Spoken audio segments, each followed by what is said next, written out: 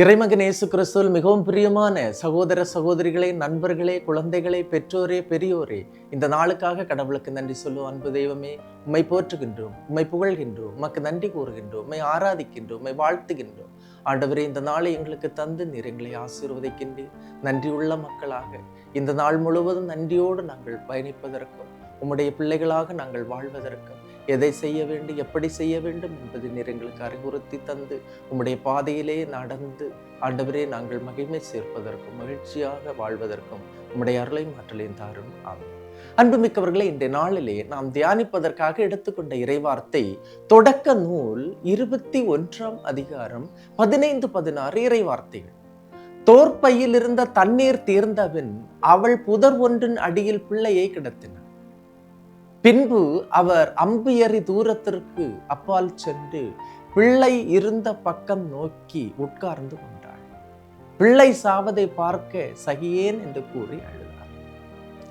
ஆகாரின் கண்ணீரை போன்று இன்று எத்தனை தாய்மார்கள் கண்ணீரால் தன்னுடைய படுக்கையை நனைக்கின்றார்கள், தன்னுடைய கண்களை நனைக்கின்றார்கள். பிரச்சனைகளை வெளியே சொல்ல முடியாமல் உள்ளத்தில் குமுறி குமுறி அழுபவர்கள் ஏராளம். சகோதரியே, ஆகாரின் கண்ணீரை கடவுள் கேட்டார். காரணம், ஆகார் கடவுளை பார்த்து தனது கண்ணீரை விட்டார். அழுகின்ற உனது கண்களும் இன்று ஆண்டவரை நோக்கி உயரட்டும்.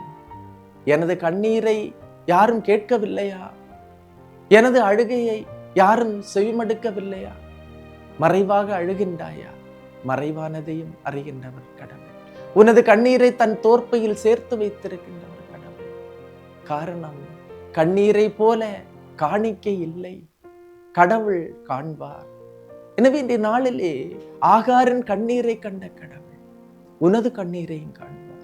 துன்பத்தோடு, வலிகளோடு, துயரத்தோடு, நோயோடு, கடன் பாரத்தோடு, பிள்ளைகள் சுமையோடு, குடும்ப சுமையோடு, எதிர்கால சுமையோடு, கண்ணீரோடு வாழ்கின்ற எனது சகோதரனே, ஆகாரின் கண்ணீரை போன்று உங்கள் கண்ணீர் கடவுளை பார்த்திருக்கின்ற பதில் தந்திருக்கின்றார். ஆகாரை பார்த்து உடனடியாக கடவுள் சொன்னார், இதோ அம்பரியம் தூரத்தில் கிணறும் அதில் தண்ணியும் இருக்கின்றது, உன்னுடைய குழந்தையை நீ காப்பாற்றிக்கொள் என்று கடவுள் அந்த கண்ணீருக்கு பதிலளித்தார்.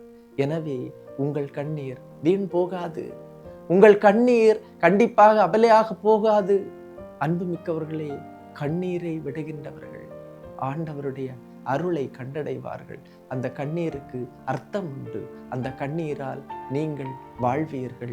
ஏனென்றால் கடவுளின் பாதத்தில் ஊற்றப்பட்ட எல்லா கண்ணீருக்கும் கடவுள் பதில் தருவார். எல்லாம் வல்ல இறைவன், தந்தை, மகன், தூய ஆவியார் உங்களையும் உங்கள் குடும்பத்தையும் நிறைவாய் ஆசீர்வதிப்பாராக. ஆமேன். இயேசுவுக்கே புகழ், இயேசுவுக்கே நன்றி. மரியே வாழ்க.